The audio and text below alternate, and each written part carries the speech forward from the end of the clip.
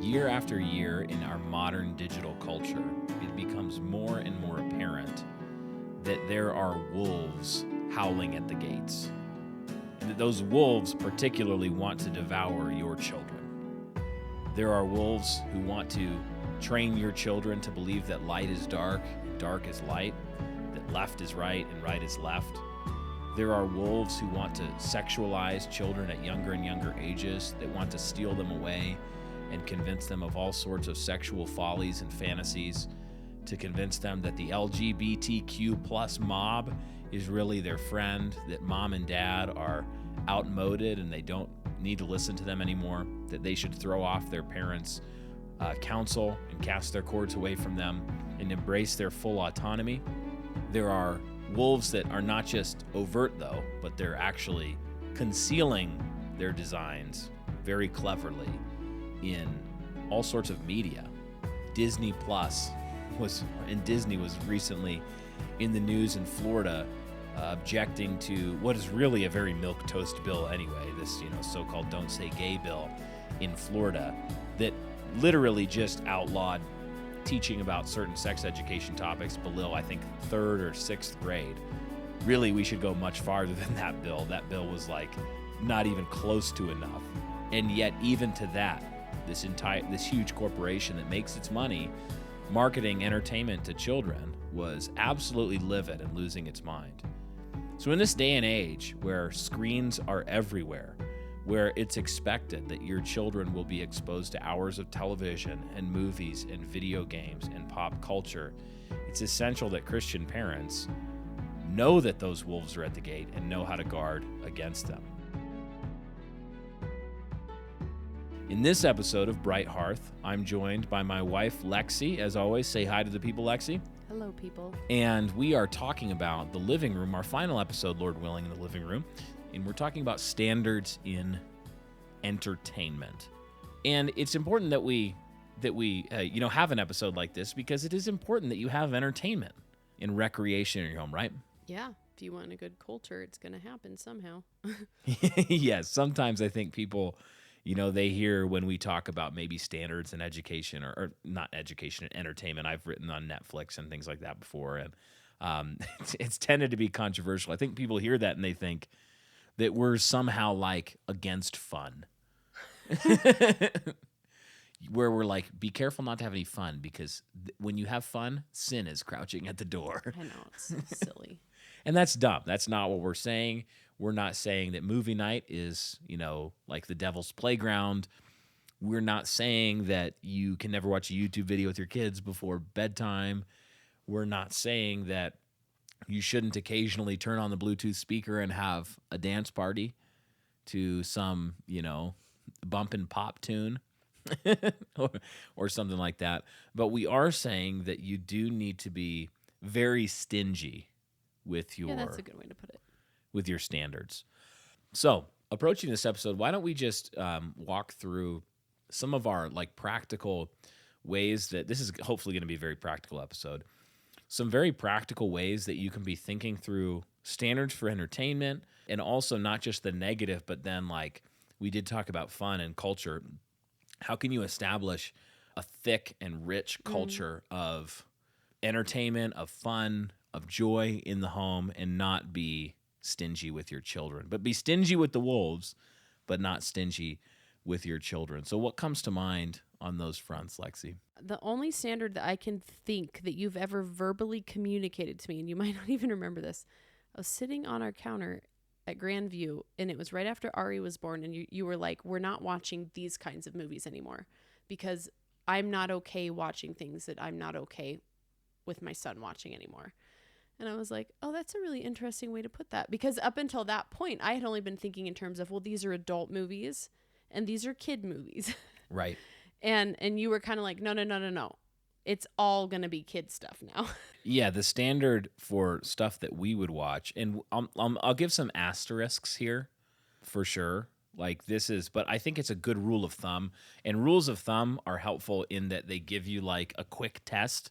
And then if they don't pass the rule of thumb, but you still think maybe this media could be acceptable, you really have to prove that the rule of thumb doesn't apply, I think is the point.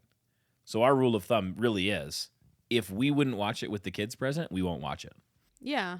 I mean, it's, sometimes like there's somewhat scary stuff that's not naughty to watch that we just don't want our kids watching Right. because we don't want to be up all night with their bad dreams. Yeah. That's kind of different though, but So the two exceptions that I can think of that we have, even that we've made, is that if there's a movie or television show that is portraying an important historical event, for example, and it's doing it in a very accurate way, even with things like bad language, yeah. I would say that there is a category of mature adult who can handle that, where I literally just don't want my little kids to learn those words before they're ready to know how to not use them. Yeah. So there are movies like, for example, I could think of, take a documentary about some periods of U.S. history, like or war, that are in a historically accurate way portraying those events, the language that GIs in the Pacific used,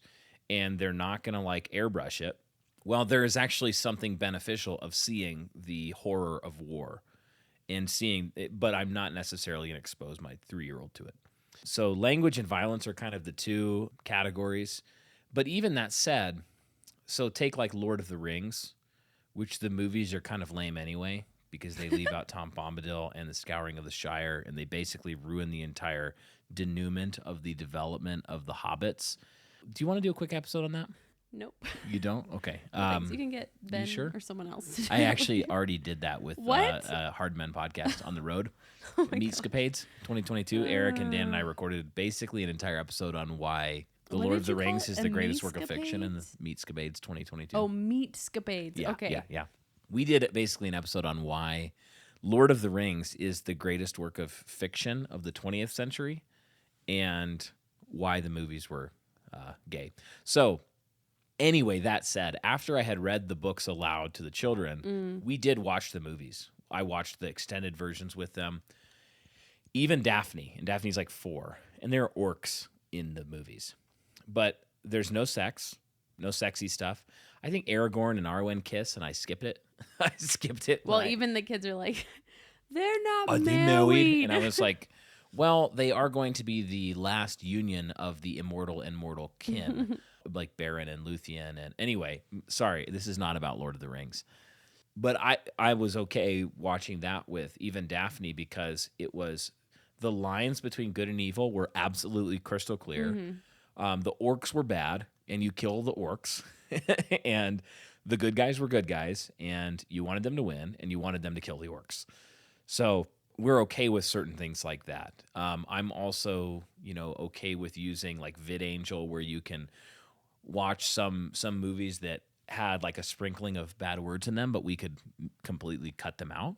And that was, that's been helpful. But even that, we don't watch a ton of those things.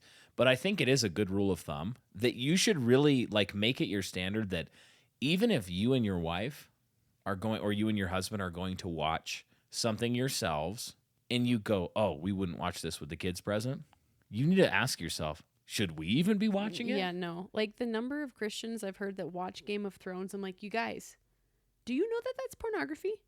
Do you know that? It's like, would you just like turn on OnlyFans with your spouse too? Like, hey, gut, you want to watch some OnlyFans real quick? Same energy.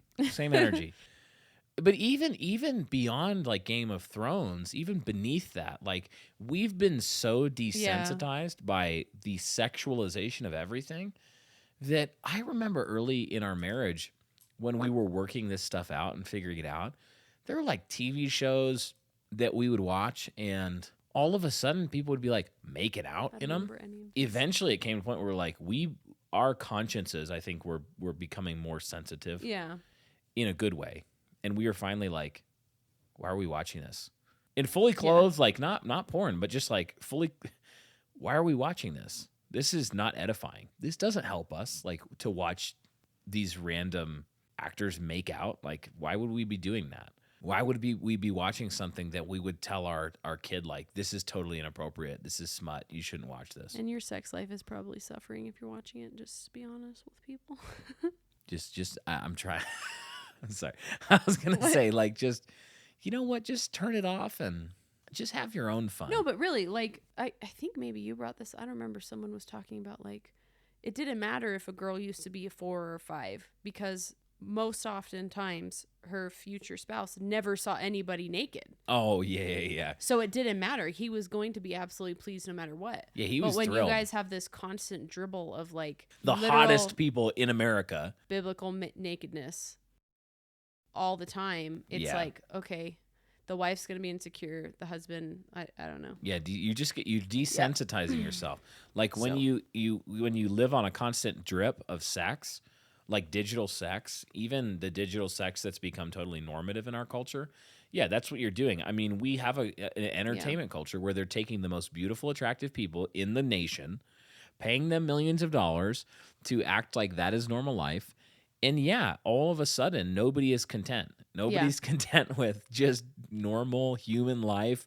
It's like, unless you can surgically sculpt yourself into a goddess or a god, then you're ugly. And to be honest, most of the people on the screens have been airbrushed and CGI'd, too, and Anyways, also they're that's- spending their entire life for their job Yeah. training to be physically perfect. So anyway, defense with children. That I think the biggest rule of thumb, that the defense really does start with that rule of thumb. If you wouldn't watch it with your kids, you shouldn't be watching it, and then it's not in your home at all. Then you're never you don't have to worry about it. You're not trying to constantly have these two categories. Yeah. And again, if you're going to break that rule, you'd better be able to explain to each other why you believe that you should break your rule of thumb. A war move, like We Were Soldiers or whatever. I don't even know if We Were Soldiers is appropriate, honestly. I haven't watched it in a long, long time. So that's first line of defense. Second line of defense that I would say that is an absolute must in this day and age is that screens need to be 100% locked down in your house. Any internet-connected device needs to be absolutely locked down in your house so that children cannot, outside of your knowledge, be privately accessing screens. And I don't care if they're 6 years old. Yeah, and make it a rule too. Like when we have neighborhood kids that are over here, we just tell them like no screens in our home. I can't believe how many kids have Little kids with phones. It's crazy. We tell them, we will tell them Yeah. right to their face. You develop this with your kids' friends. You will need to leave our property if we see that phone again. Yeah. And then we tell our kids, we coach them ahead of time. If you see a phone out, you leave. You tell them, I can't play with you if you have your phone. Yeah. Or whatever, internet connected device, any screen that's connected to the internet. Some of the kids are better at that. We have one who's very loyal to that rule. It comes immediately. There was a phone across the street. Across the street. Which, hey, Some of the other ones are like, okay, whatever, all right. Yeah. But yeah, no, we have one that always tattles. Because the thing is, we love our kids, and so Yeah. would I let my kids? It just happens so fast. Okay, let's say that there was a playground next door to a pornography shop. Would I let my kids play in that playground unattended? Yeah. No, I would not. Of course not. Because I love them, and every screen that's connected to the internet is connected to an endless supply of sewage. So you need to be stingy about this, and I'm going to just make it a law. Call me a legalist. I don't care. You need to have your screens locked down. And then when your kids get older and as they begin, you want to train your children. We're not quite to this stage yet fully. But when we are, we will need to train our children how to maturely handle screens and internet, because they're likely going to need to interact with those things as adults. Part of maturity, judicial maturity, like your children growing up into wise judges, and wise kings, wise queens, wise judges. Part of judicial maturity and maturity in the body of Christ is being able to handle the temptations without external restraint. So when they're younger, you're giving them external restraint and walls that is keeping things out, that later they are going to have to walk out into their life knowing that they could go and do a million sinful things. But we want them to have developed moral compasses so that they actually don't want to. Mm-hmm. And so that they know what sex is and what sex is for. They know what words are and what words are for. So they don't want to go out and get involved in pornography, et cetera, et cetera. So screens need to be locked down, defensive measure, for sure. Anything you want to add on that? Not on the defensive that I can think of. Other defensive measures that I would say are important are also don't just think that just because it's not a screen that it's great or that there's no danger. Oh, you mean like books? Books. Oh, okay. Yeah, books. Library books. Yeah.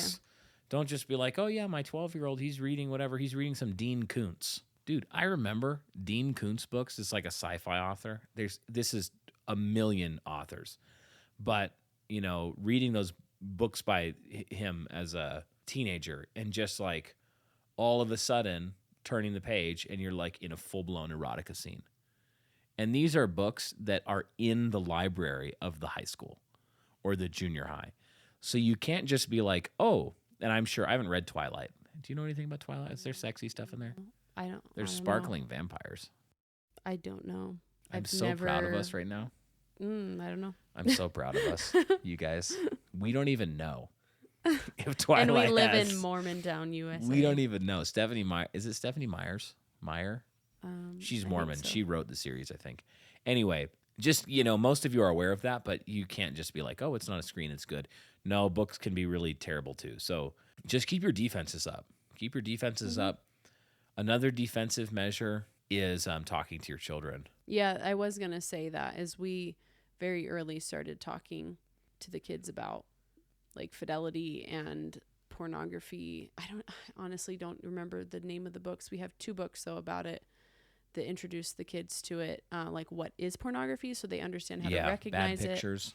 It kind of talks you through how you might feel if you see pornography and like why that is a trap and how to not, basically talking them out of wanting to go watch it again, sort of a thing. To go tell mom and dad. Yeah. What is the game plan if you see it? And then we also, it's kind of different, but we had the one on like how to protect your body, like if somebody else is. Yeah, they're related. Yeah, they are. They're totally related. They're 100% related. God Made All of Me, I think, is that one. Yeah. I can't remember what. Maybe the other one is called What is Pornography? They're both picture books. Yeah, they're picture books. Yeah, so we don't read those like every single day to them. No. The first time I read one of them, I just remember we have the one about sex too. Oh yeah. We have that one also. That's a different one. One of the kids was like, "Daddy, is that true?" And it was the one about sex. It was explaining sex to kids when they were old enough to start hearing about it from mom and dad. And they were like, "Daddy, is that true? That's weird." And I was like, I'm glad you think so still, buddy. So talking to your kids this is offense and defense, but talking to your kids is so important that you're not like just trying to keep stuff out and then not giving them a game plan, because they're gonna. The world is full of bad stuff. Honestly, I had a friend. She had kids older than me. One time, she was like, "You talk to your kids about that stuff? How? Like, how did you bring that up in conversation?" I'm like, well. One, if you're reading the Proverbs to your kid, even when they're little, this stuff is going to come up. Absolutely. But 2, I remember telling her, like, it's as simple as saying the mommy and the daddy bird stuffed animals sleep over here, and the mommy and the daddy tiger sleep over here, and they don't sleep with one another. Like, it is so simple. Yeah, and telling your kids, like, as you're telling them about the phones, why? Yeah. And we don't just tell them, phones are this mysterious evil. Yeah. Like the EMFs are going to get you. Although, Lexi. No, I'm just kidding. I'm just messing with you, babe. No, it's really, EMFs are probably bad people. Just saying. What? We should probably do an episode on that. Okay, stop. EMF. Keep talking. Anyway, Keep talking. I'm sorry. This just got really Alex Jonesy for a second there. The frogs are gay. Okay, here's the thing, you guys. No, when you're talking to your kids about the phones, you're not just saying it's a mysterious evil. You're telling them, like, no, this is why. Because we don't know their mommies and daddies. We don't know what videos and shows that their mommies and daddies allow them to watch. And we are Christians. Yeah. And so we have standards that might be different from theirs. And because this is what God says our eyes are to see and not to see. Yeah. You're telling your kids that there are bad pictures when the pornography discussion, when you start reading that book to them or having more mature discussions as they get to be like literally 5, 6. We've talked to them a lot about addictions too. And to the point where like they can see, like it's awkward sometimes because they'll see someone when we're out in public, like smoking or something, and they'll say, "Hey, is that person addicted to that?" So good. Or I've heard them too, like at the park in different circumstances where they'll be playing with other kids and I don't know why. I mean, there's all sorts of kids that are at the park. sometimes. Yeah. And different conversation topics come up, and I'll hear them saying like, well, that's a bad thing. That's an addiction. Not that they're like watching porn or something at the park, but I'm trying to think of an example specifically. Like video games? Well, no, I'm thinking of too, like the little girl that lives down the hill. I think her parents are separated, and one of them was an alcoholic, is what I can understand. Yeah. And so I've heard the boys talking to her before about how it's an addiction, because she has shared with them why her parents are not married. And so my boys like, no, well, that's an addiction. Like, you don't want your brain to be wired to want to need that. And they can, because we have taught them the why, they can explain it to other people, is what I'm trying to say. On that front, too, I think one of the best ways that you can just naturally work this stuff in is also part of playing offense. So yeah, that's it. One of the traps that I think Christians can tend to fall in as they think about this is just like saying no to certain activities, period. Like, for example, video games. Sometimes people go, video games are the devil. Like, you never should play only losers play video games ever. That's really not true. It's just simply not true. Like, and here's the thing, guys. I don't play video games. Like, I don't know how. I wouldn't have had 5 babies with you if you played video games. I'm just saying. I don't even own a video game thing. What is it? Like, what do you play them on? A PlayStation. If that is still a thing, I do not own one. It is still a thing, and this is weird. I called Target today, and there must be a new one coming out, because it's like literally the first thing when Target answers the phone is, if you're trying to get the PlayStation, you have to order it online, and you have to do it by pickup. And I was like, they still make that? We had a Nintendo 64. We did play Temple of Doom, me and my brother, and I got the Moonraker laser, and I zapped him. So anyway, it's not true that like you could never play video games. Christians never play video games. That's not how to think about this. Yeah. The way to think about it is, okay, what category is it in? Well, it's a game. It's a game. It's a recreation. It can be fun. And what you want to teach your kids is self-control, having good standards when it comes to what kind of content in the games they're going to allow. And then the thing is, like, you could have a great bonding time with your sons by having like a basketball video game or something that you guys play occasionally, and keeping good fences around how much time they are. Mm-hmm. They're not playing it by themselves, but like dad goes and he plays a video game. That's fun. Yeah, like that can be fun. Do you remember when Ira had his last concussion and the nurse came in and she was like, all right, how much TV do you watch? Is it like 4 to 6 hours a day? And you and I were both like, we were like, what? 4 to what? What did you just say? You know, but people can do this. They'd be like, no, never watch a movie, never watch a TV show, never do anything like this. That's not, I think, so it could be your standard that you don't have television in your home, whatever. We like literally own a TV now for the first time in like 10 years because we wanted to be able to have a movie night every once in a while where we weren't sitting in front of like my work laptop. There's too many of us now because we can't even do it. So mom was just like bouncing a baby, like not participating. So, but we put it in a room where no one can access it except for when we do this movie night, and we all watch like a documentary together or something. And the thing is, then we're doing it together. It's fun. It's not a disordered activity then. Yeah. It's something that is properly ordered. It's being put toward a good end, like us growing as a family together, learning something, just having a restful evening where it's not enslaving us. No. Because the reality is, it's not just about not watching sex on TV. Yeah. It's about not becoming the people who have to watch 6 hours of television a day. And something that I have struggled with is when we do larger group hospitalities, and maybe it's with our extended family too, I have felt really bad that we haven't had television to entertain people with when they come over. Yeah.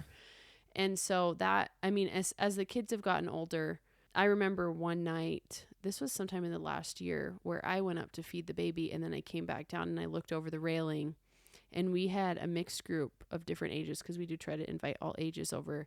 And I think you were playing the piano, Ben was playing chess with the kids, Allie was off talking to some other group of ladies, and I was like, this is what entertainment used to be. Yeah, it's impossible if there was a television. Yeah. And so I have thought over the last couple of years, like we, especially after COVID, when we stopped doing like our weekly trips out to even Salt Lake City to be entertained, right, with the city, I started thinking in terms of like, this is literally why people played so much music, is because Yeah. this was their form of entertainment. But that takes a long investment in order to have that sort of entertainment in your home. So now our kids are finally getting old enough that this is something we do, when people come over. Yeah, we can introduce it in a healthy way. Yeah. Teach them how to not be mastered by it is the goal. So they would be wise kings and queens and judges. They can rule and judge. What are you talking about? Our children, as they Okay. grow up, they can be wise kings and queens and judges and know how to master a technology and not be mastered by it.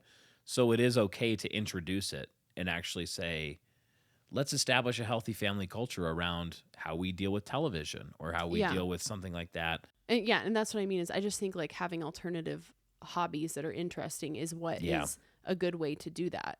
Yeah, because they're like, our kids are always want to play the piano or do something like that. Run out, and play, it's cool ride too. bikes. Most families at the church, all you guys get together and play chess on a regular basis.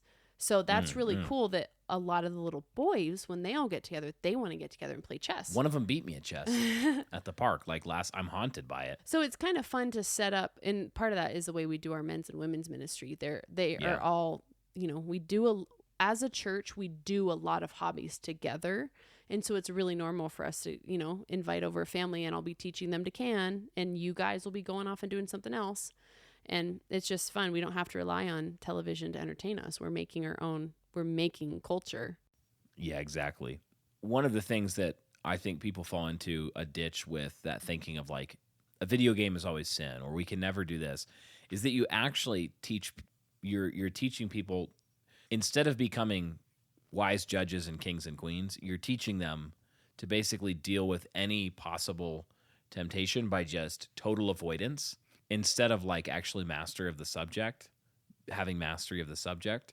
And so in the world that we live in today, in order to actually participate in the economy or participate in a lot of things, our kids are digital natives. They're going to actually have to be able to navigate certain aspects of the digital world. So we don't want to just all of a sudden when they're 18 be like, this is what the internet is. I'm now going to explain it to you. And they'd be like, what's that? No, it's okay that we teach them how to handle these things, but we want them to be introduced in a rich family culture. And honestly, that's the best offense I think that you could give, is that you have an interesting family life. Well, and you think about it like with social media, I like my life so much that sometimes it is hard to stop and post. Yeah. Because that I know that real life is not on social media. That's so true. So, it's so true. Like, and I think that for me comes from wordsmithy, where Doug Wilson is talking about, like, if you're not living a life worth writing about, you have no business writing. No business. And it's similar with the entertainment standards thing. I'm working on this catechism project recently, and because of that, I just haven't posted much on Twitter. I'll look back over last week. I looked back and I was like, wow, I almost posted nothing last. Usually I'm, as I'm doing other projects that are related to words and teaching, a lot of the time I'm curating some of those things onto social media intentionally. But when it was music, it was like that project didn't have anything that I was really going to be overflowing into this social. It wasn't a natural extension of it. But it was, I wasn't like, oh no, I didn't post enough. It was like I was doing something. I'm not worried. Like, people will be fine without my thoughts for a week. Like they're gonna make it. I'm so flaky on social media sometimes. It's okay. My favorite thing to do on social media really is just for Ben to post quotes from me out of context. Oh my gosh! Like today, he posted. He said, "quote I think I could beat Augustine in a debate." Brian Sauvé, which I literally said, but in the context it made sense. Anyway, we digress. So. Any last thoughts, any practical helps or last thoughts before we land the plane on this one? Living room entertainment standards? It's just going to take a lot of work for mom and dad to kind of create that counterculture of entertainment and, money and investment and tools for your kids to have on hand and, be willing to be the center of entertainment, because that's what ends up happening is a lot of times parents use it as a babysitter. Yeah, and that's right. That's not what you can do. As a break. Yeah. I'm not saying, like, I get having a lot of kids in the dead of winter and Every you're 9 once in a months while, pregnant. I get it. I understand. They're watching an old Tintin cartoon or something. every once in a I while. mean, that's when I pull out Victorian Farm. But even then, Yeah, you don't have to watch SpongeBob SquarePants. In fact, dear listener, do not. Go watch Victorian Farm or River Cottage or Tintin or Outdoor Boys. Yeah. Maybe we can end here. I think that when we say rich family life and real entertainment, we've hinted at it, but to make it explicit, we're talking about things where you're not primarily consuming something. Yeah. You're primarily making something. Yeah. So music, like not just listening to music, but doing the hard work of making musically literate people. Yeah. So they can sing. Like it used to be, like you were saying, go read Jane Austen, read Pride and Prejudice, one of my top 5 books of all time. When they're at parties, the women would take turns, often like doing a performance, playing a piano piece for everybody. When I think back to over the last year, most of the people from church that we've invited over, it has literally been, you're coming over here to teach me this and we're going to all eat together. Or you're coming over here because I'm teaching you this and we're all going to eat together. We're canning, Or Ira, when he got his lariat and his Mr. lariat Sanders was learning to came rope over a bull. and he taught him how to use his lariat. And, Yep. so, and that's, typically and it's good. It's good to just hang out and talk together as well. It's not all about productivity, but it is a way that you can make entertainment as Christians. You don't have to rely on other people to make it for you. Yeah. Art, music, cooking, and eating food together.